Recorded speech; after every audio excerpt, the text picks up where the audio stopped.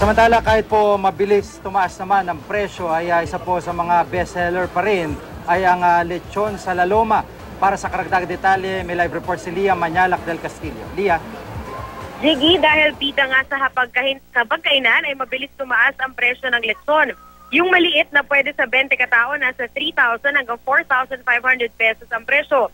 Yung medium size naman na pwede sa 50 hanggang 80 katao, nasa 7,000 pesos na ngayon.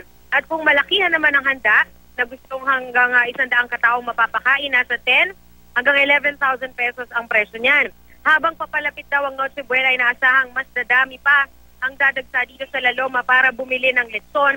At habang dumadagsa ang mga tao, ay posible rin na tumaas pa ang presyo nito. Kaya kung balak po ninyong bumili, ay agahan na po ninyo ang pagpunta ngayon. Kahit na may kamahalan, Jiggy, dinadayo pa rin ang lechon dito, mapapinoy man o dayuhan. Sabi nga ng mga nakausap natin, the best in the world raw ang lechong Pinoy.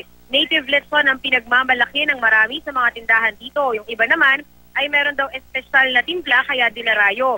May pamasko pa silang libreng dinuguan o lechon paksiw sa mga mamimili.